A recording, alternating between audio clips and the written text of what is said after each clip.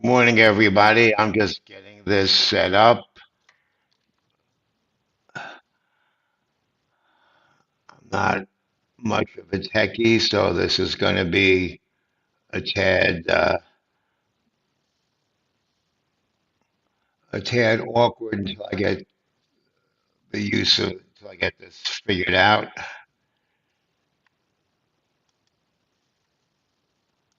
Copy the link.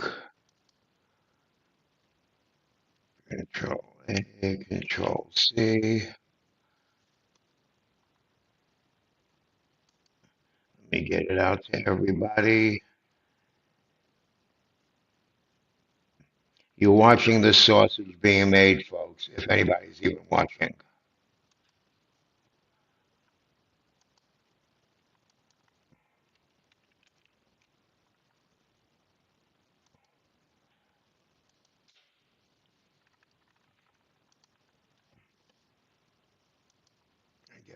I guess I should have gone live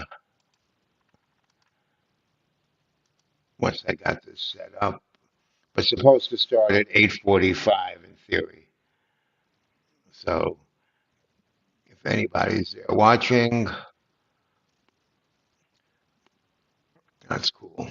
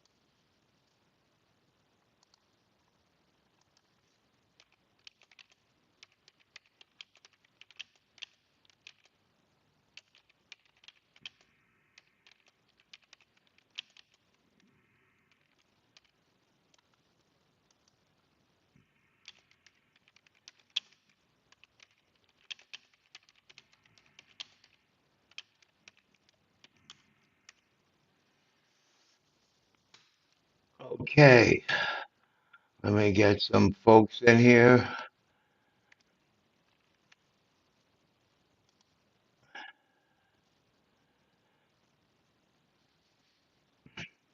And I'm going to start in a minute, whether anybody's here or not. I'll talk to whoever happens to be listening.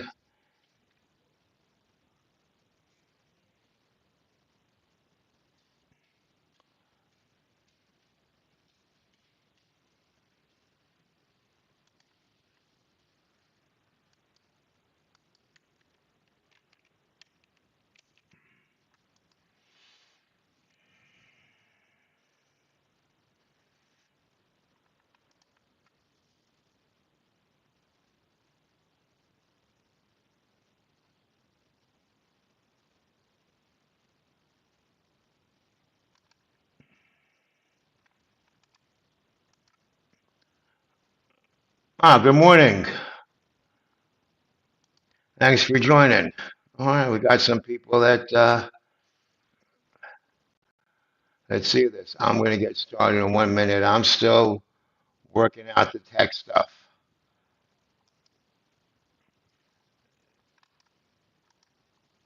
Kind of getting it out. I'll streamline this process. So thanks for being part of the watching the sausage being made process.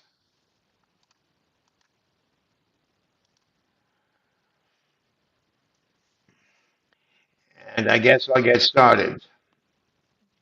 Yeah, TWI, for those of you that don't know, is a great service. They do scalping and stuff, and they've just recently started doing gamma. I'm not sure exactly how recent.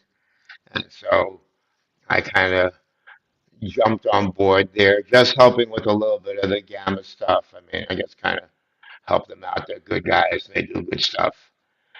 So anyway, with that said, let's. I'm just going to get started. I don't know where my all my Substack people are. Maybe they're watching on YouTube. And so first, I'm going to switch gears. I'm going to start with something a tad more generic here. And for that, I'm going to use Mentor Q. They've just got nice levels. I also do a little content for them. Whoops, here we go. And I have discount codes for them. And we're going to go to options depth, which is kind of the king when it comes to pure SPX options. Okay, I'm going to do a quick review of yesterday, real quick.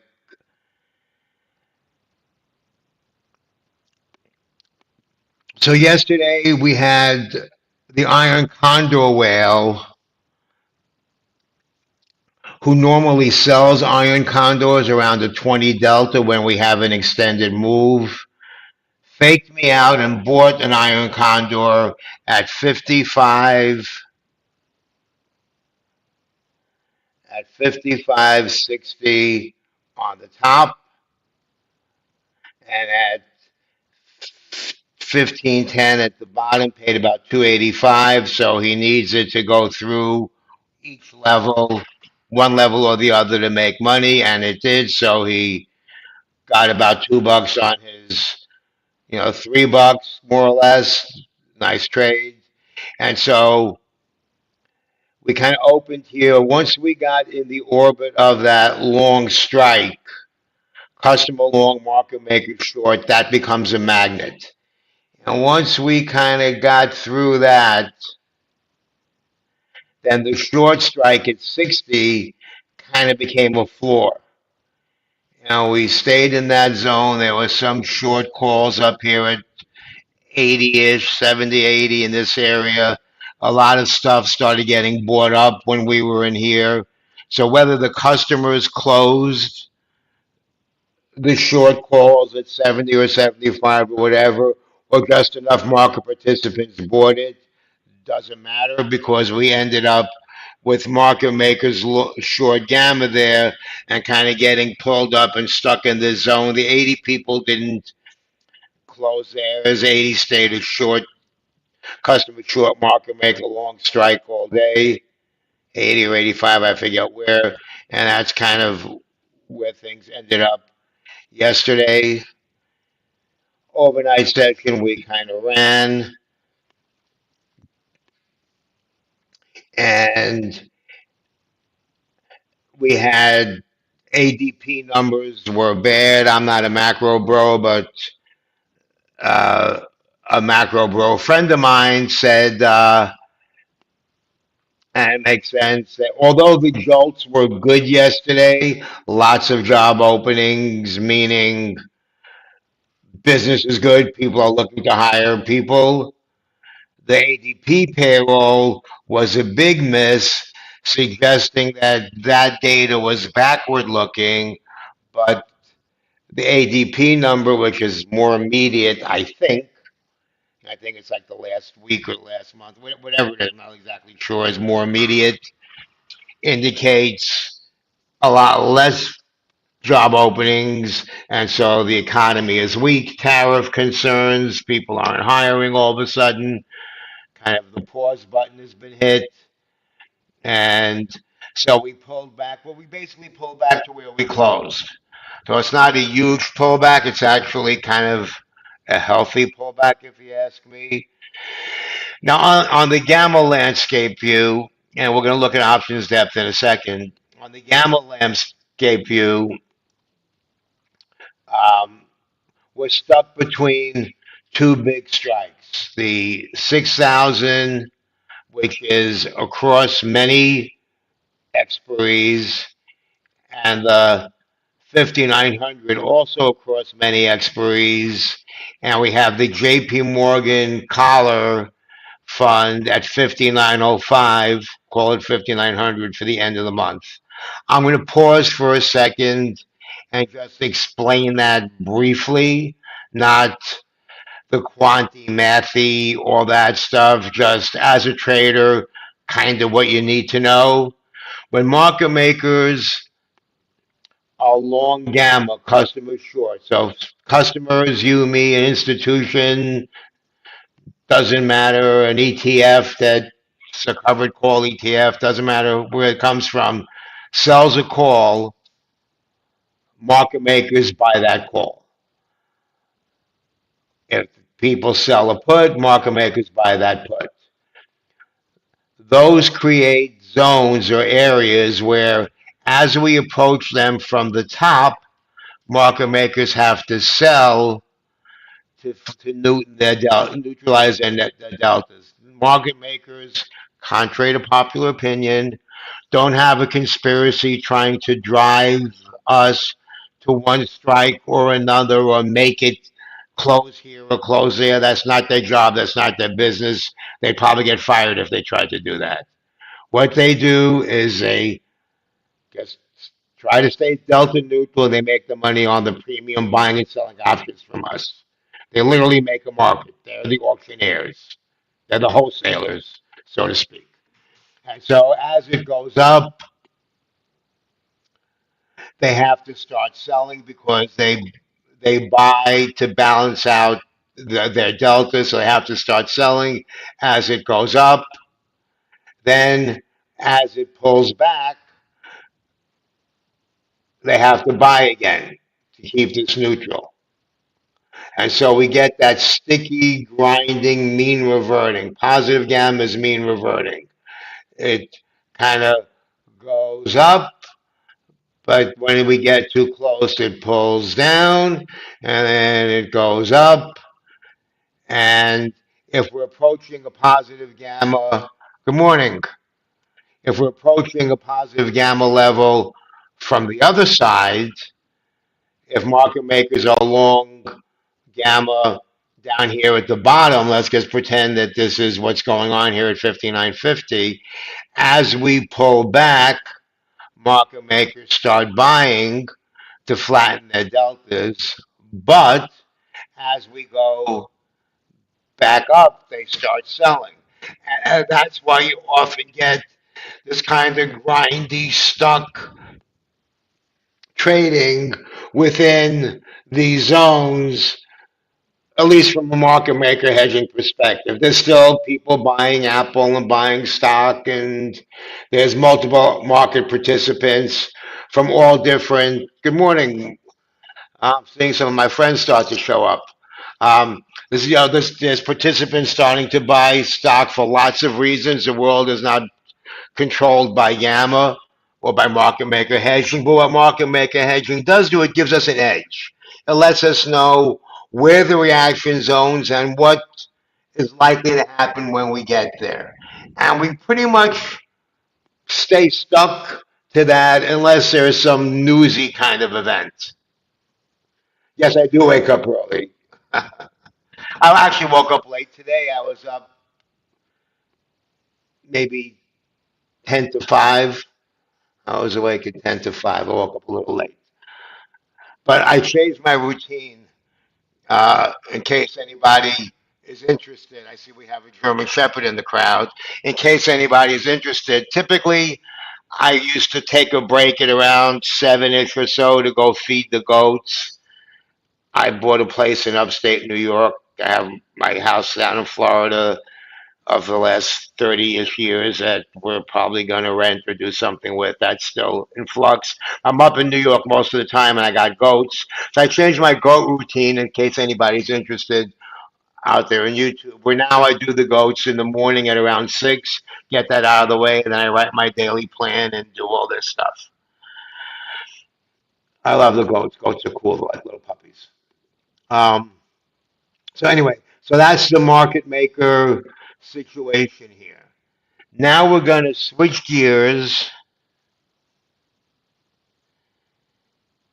I'm going to share a different screen, and we're going to think out loud together.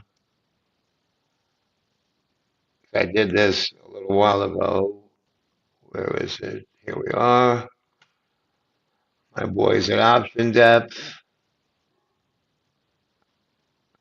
And we got my boy Flash here too. Maybe one day he'll come up and do a little presentation of his thing. He's got a cool secret sauce also. Good morning. Okay, good. Everybody's joining on YouTube. That's cool. That's cool. I have some of my other trading buddies that I invited to the stage here to to speak, but they didn't show up. That's fine. I'll twist their arms. It takes a village, as they say. Okay, so this is options depth. And I love this for pure SPX gamma. This is, in my opinion, the best show in town. Mental Q is good. Spot Gamma is okay. Flash has some really good stuff that's not just Gamma. He's got Vanna. He's got individual names. He's got some good stuff. SPX Omega. He's got good stuff. He's right there. I'll give him a shameless plug because he's good.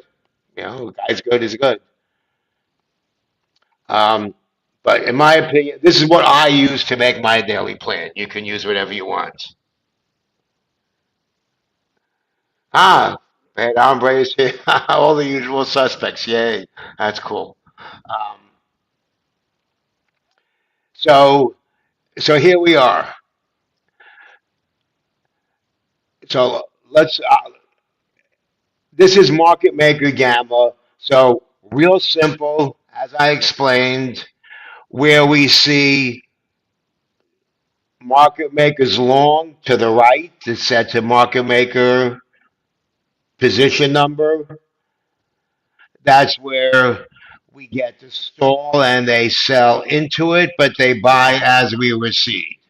So this is the biggest scratch on the table. This is the biggest level. 6,000. Do we get over it today? I don't know. Probably not, but we could test it. But let's just go with the if then. So here's the 75, kind of where we're at. Not a lot, about 1,000 net. Enough to matter. So so we have some market maker positive gamma support in this area. So let's just go up. So if we go up to here, we have short, it's a magnet, not big numbers, but enough. So we have this magnet up here, and we have this stall feature here. So wouldn't be surprising. We would expect stalling at 6,000. Maybe it makes it, maybe it doesn't. And that's how I come up with my chop zone. Whatever I write in my note, it was, I think my chop zone was 50-ish on the bottom or 55 on the bottom, right in here, and 95 on top. So anywhere in here we can chop around, dictated by this 75. If over, I always look at if then. If over 60-30, we'll get to 60-30 in a minute. Let's take a peek at what we got there. Yes, 60-30 on ES, okay. And off air, I'll brainstorm with Flash from SPX Omega and other people, and we'll see if we could do some kind of joint presentation and stuff at some point. So if we get over here, we have some market maker long here, stally, but we have some customer longs over here. So we could get up to here, kind of right near that 60-30 level, where we start having customer sold market maker long stall features. So it'd be kind of hard to get through that. Got this little long strike here at 50, probably the other side of what was sold here. And we have more sold stuff on top. And we'll look for a minute. After this, we'll look at some iron condors. This is Friday I have there? Oh, shit. Let me see. No, that's 0 DTE. I think. Let me double check. No, that's 0 DTE.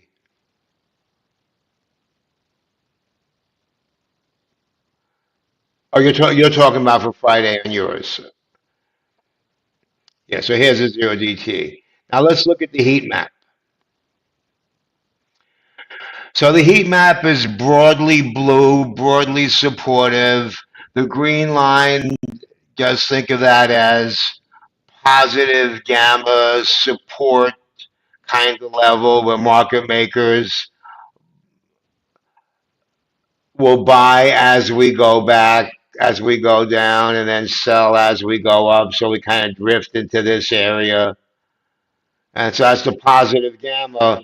And gamma changes as a function of time. As we know, options change value as time approaches, and the 0 days to expiration options, um, their gamma, or the rate of change of their delta, is going to increase as we get toward the end of the day. And that's why this line kind of brings us to 6,000.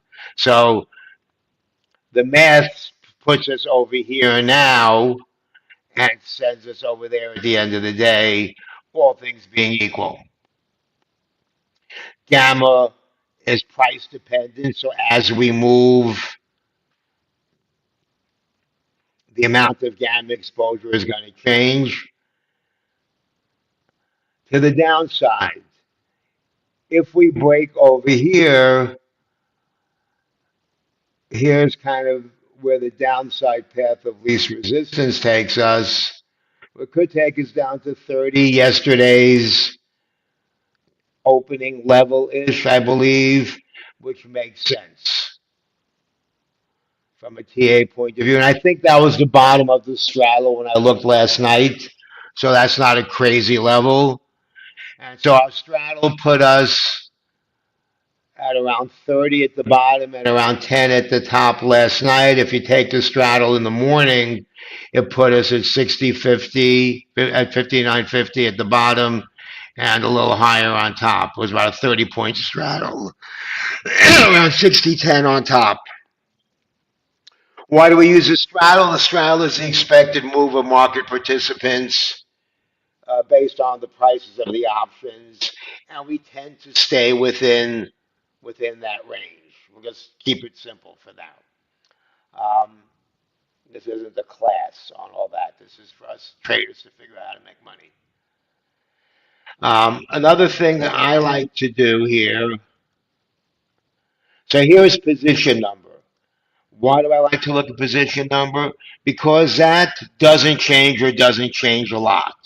So as we go up, if these positions stay the same and we have these markers telling us how the positions have changed, we know what the market maker's hedging response is going to be. They're going to have to sell into it.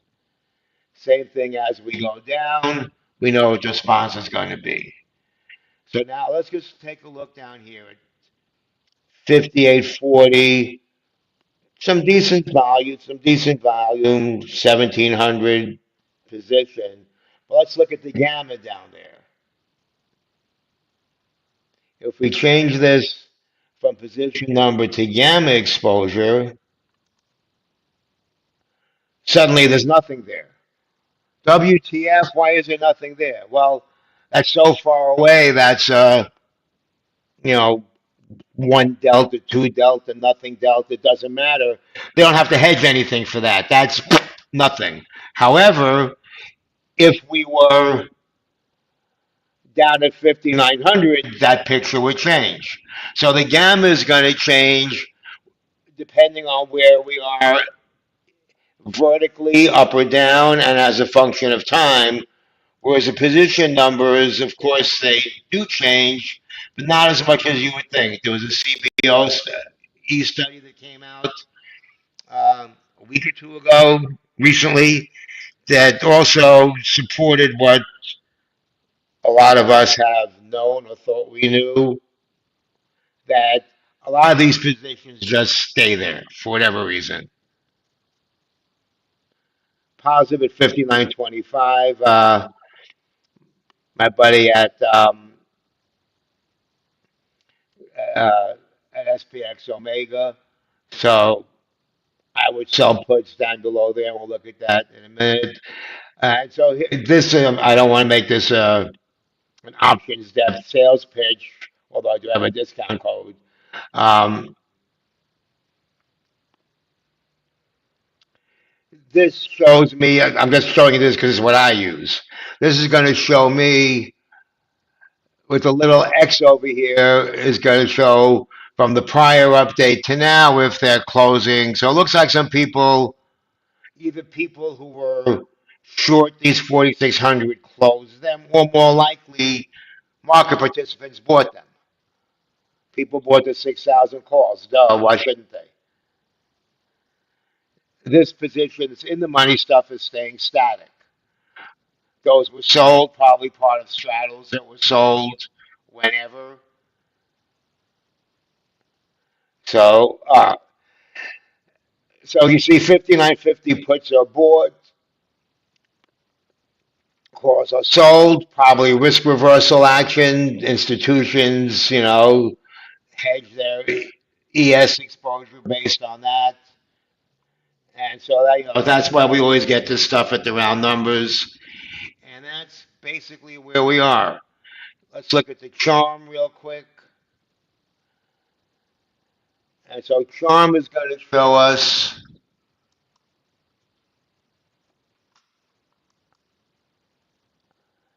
where we should end up at the end of the day. Now, while gamma is going to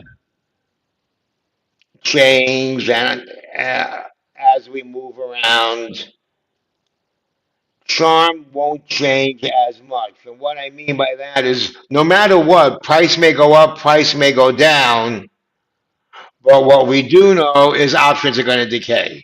These options, so let's just say hypothetically, we're talking about the 6,000 option. Options 101, a delta at the money is zero point 0.5.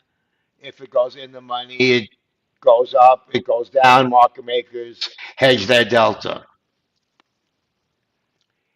At 359 and X number of seconds, if we're at 6,000 or at, at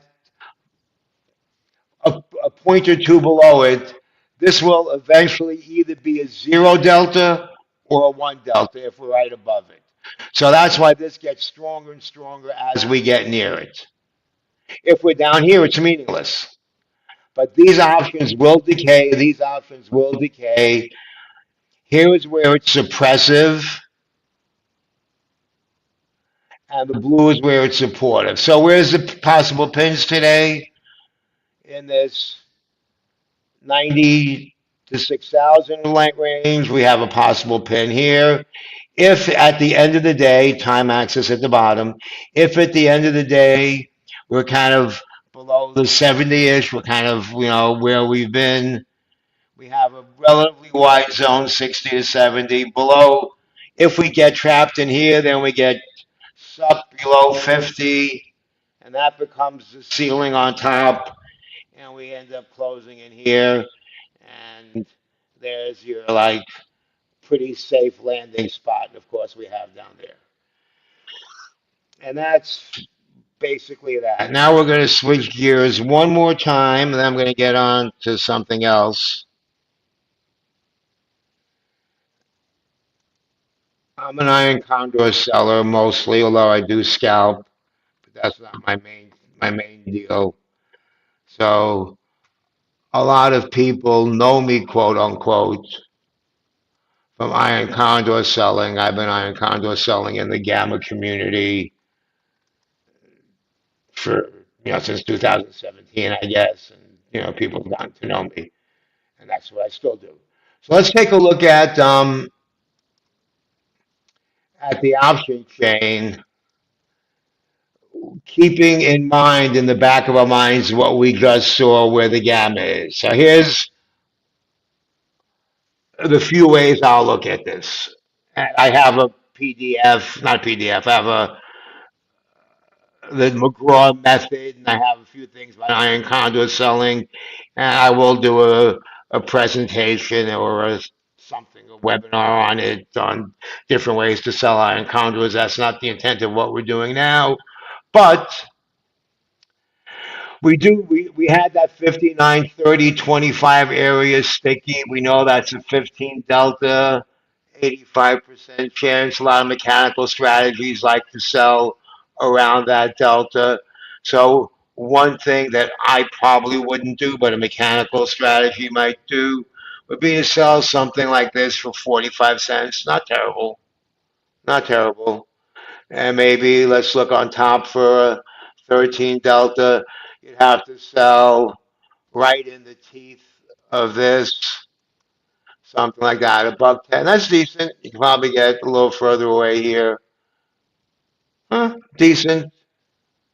Of course, as we know, you're getting 90 cents to risk losing. You're getting $90 to risk losing $500 if you stand there like a deer in the headlights and let it just run through your levels, which comes into the management point of view. I like giving myself a nice margin of error. Below 5,900 would be a dream. We're not going there today unless Trump. I don't mind taking 40 cents for this. So what I will do, I'll put that in. If it fills, it fills. Then I'll add more to it. And I'll eventually have 10 or 15 at different levels, trying to take in a little more than $1,000 premium for 1,200. And then I routinely, this is me, you do what you want. Then I routinely, what's that, 15 wide? Then I routinely, there you go. Then I routinely buy them back between 50% and 65% of premium. So if I get 45 cents, I'm buying it back at 15 cents no matter what. I don't care if it's a million miles away. I buy them back. The few times that I've gotten hurt trying to be cute, don't make it worth the money. I buy them back. I factor in, okay, fine. I'm getting paid, free money, quote unquote. Money is coming in. I buy it back. I'm making whatever percent return on my margin. I'm happy. Over the course of the day, I'm making a percent-ish return on buying power. That's fine. I'll take 1% a day, 5% a week, 250% a year. That's okay. I'm a conservative man. Um, Now, of course, it's not that simple. I'm sort of exaggerating. But now I also will, and I might, something like this looks decent. That looks decent, so I'll put in one of these and challenging it to stay above 6,000 looks decent. I'll put in one of these. And now I will manage these and add around it. I don't, some of you might do that, some of you might not. One day, maybe I'll do a live stream and you can watch how the sausage is made. Um, and so that's that. Just thought I kind of do that. I'm going to stop screen share. So let's go back to the trading view chart and then I'm going to get on to vol signals, who is a former market maker, and I would imagine most of you know who he is. If you're on Twitter, if you're in the gamma space, you know him. Former market maker that has a service. He has a mentorship program, which I took. I don't remember what it was called, that VIP, whatever it was, when he first had his beta class. So I've taken that a half a dozen times or more, where he teaches you what market makers do. He, at the end of his career, trained market makers in how to be market makers. That was his job. So he kind of knows what market makers do and how they think. And so I like to listen to him. I figure with the utmost humility, he probably knows more than me. Okay, so here we are, stuck right where we want to be stuck. Remember, we had that positive gamma feature here, kind of supportive. We have that 50 area of interest round number. And so I don't think my if then changes much, although asterisk with these bad numbers. I don't know if the macro bros are going to get excited about this or not. I think we're kind of pretty pinned here, and that's it. If there's no questions or anything else, I'm done. Like, retweet my Twitter stuff.